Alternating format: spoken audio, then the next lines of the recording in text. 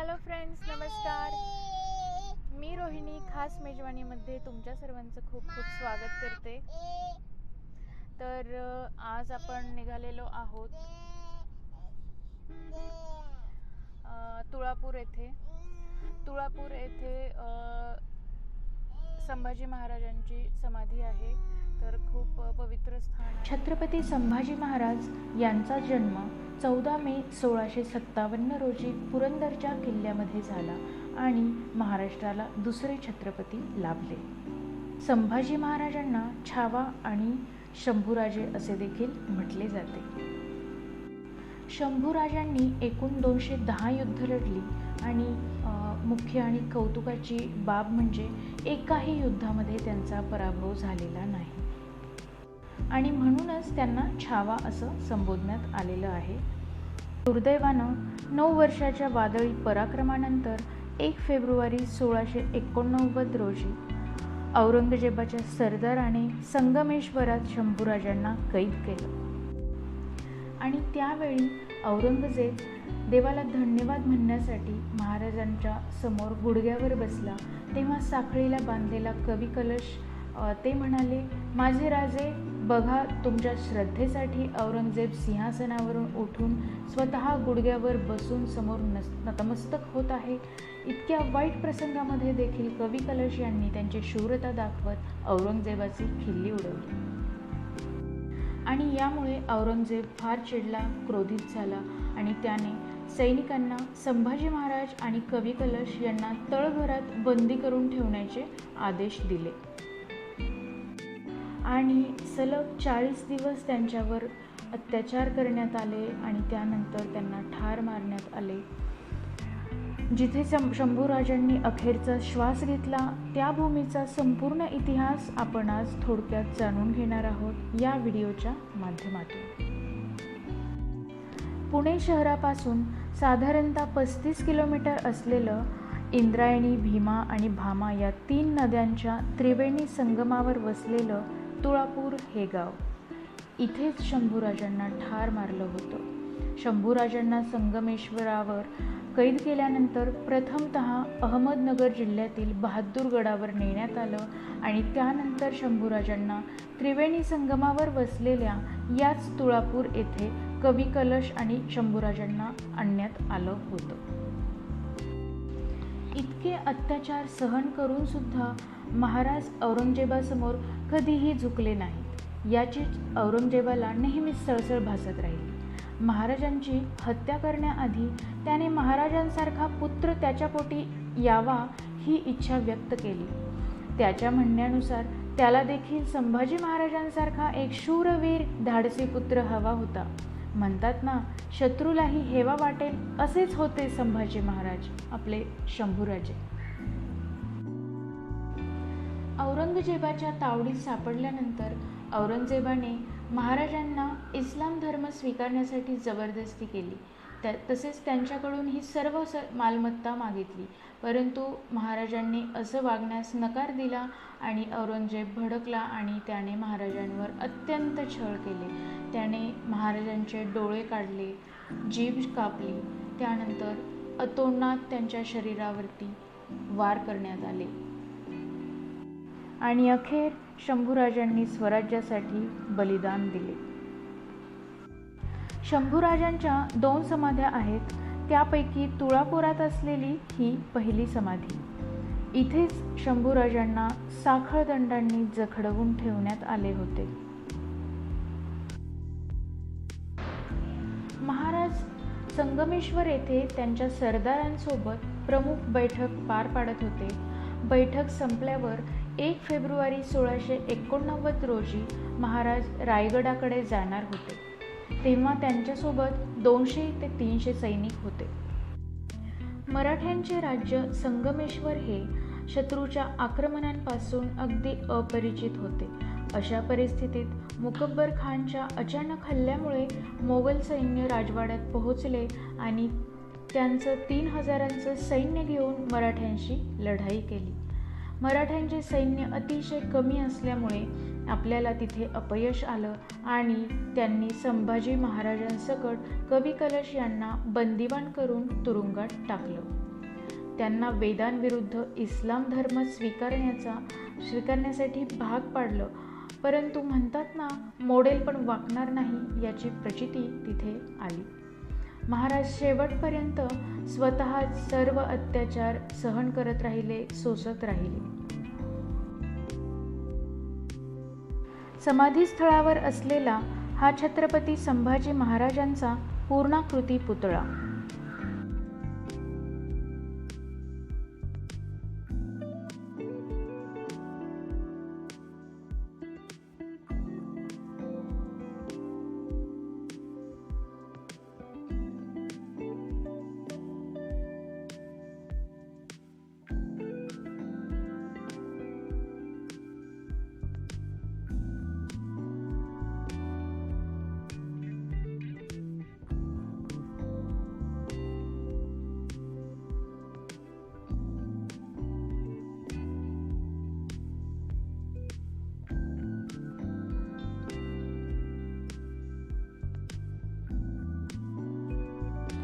शंभूराजांच्या स्मारकाच्या अगदी समोरासमोर असलेली कवी कलश यांची ही समाधी.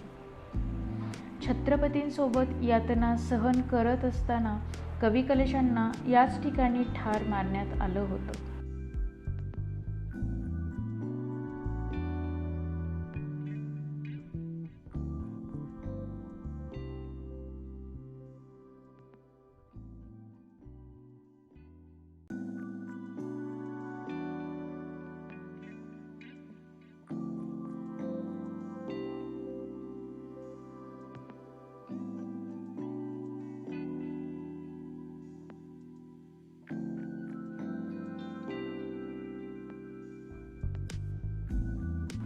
कवी कलश यांच्या समाधीच्या मागच्या बाजूला असलेलं हे प्राचीन संगमेश्वर मंदिर आहे.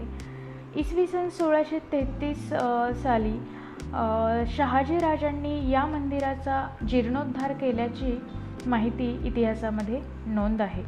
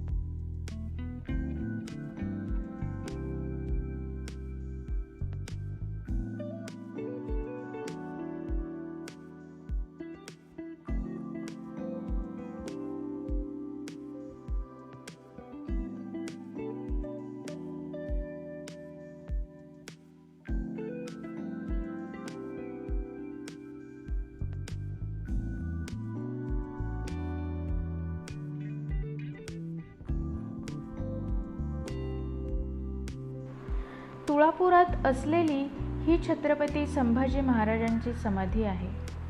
इथेच औरंगजेबाच्या आज्ञेवरून 11 मार्च 1689 रोजी शंभूराजांचं मस्तक कलम केलं गेलं होतं.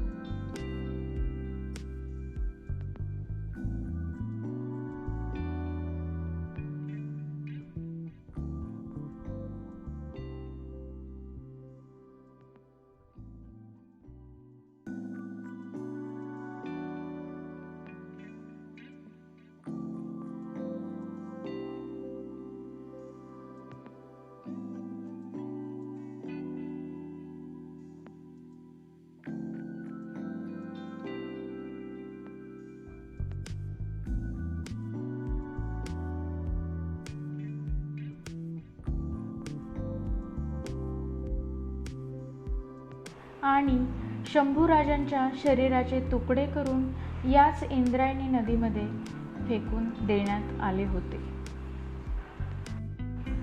त्या काळी शंभूराजांच्या शरीराचे तुकडे गोळा करण्याची हिंमत कोणामध्येही नव्हती. त्यावेळी नदीकाठावर गेलेल्या जनाबाई परठीण नावाच्या एका स्त्रीने ते तुकडे पाहिले. विश्वास पाटील यांच्या संभाजी कादंबरीत या गोष्टीची नोंद केलेली आहे किंवा ह्या गोष्टी नमूद केलेल्या आहेत. जनाबाई परठीण हिने गावातील स्त्रियांना एकत्र करून ऐन मध्यरात्री नदीकाठाकडे धाव घेतली. या सर्व प्रकारामध्ये त्यांच्यासोबत गोविंद महार हा व्यक्ती आघाडीवर होता. नदीकाठावर पडलेले शंभूराजाच्या शरीराचे सर्व तुकडे वडू गावातील तत्कालीन ग्रामस्थांनी गोळा केले. पण अग्नी द्यायचा कुणाच्या जागेत हा प्रश्न त्यावेळी निर्माण झाला. कारण औरंगजेबाला जर ही बातमी समजली तर आपला शिरच्छेद होईल या भीतीने गावकरी भेदरलेले होते.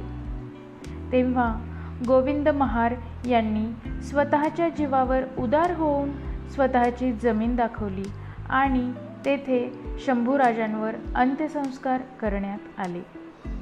ती आहे वडू बुद्रुक या गावात असलेली शंभूराजांची दुसरी समाधी.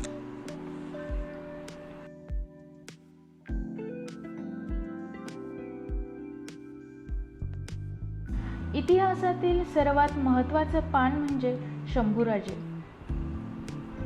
यांचा इतिहास खूप मोठा आहे, पण तुळापूरच्या भेटीमुळे या ठिकाणी मी थोडंसं सांगण्याचा प्रयत्न केलेला आहे.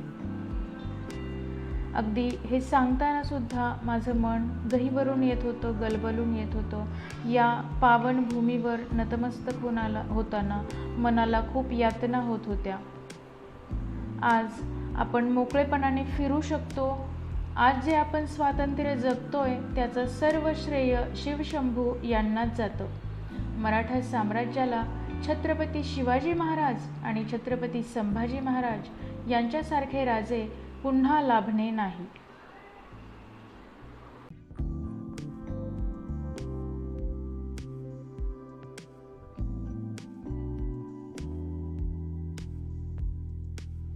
आयुष्यात एकदा तरी या शंभूराजांच्या समाधीवर येऊन नतमस्तक जरूर व्हावं. जय जिजाऊ, जय शिवराय, जय शंभूराजे.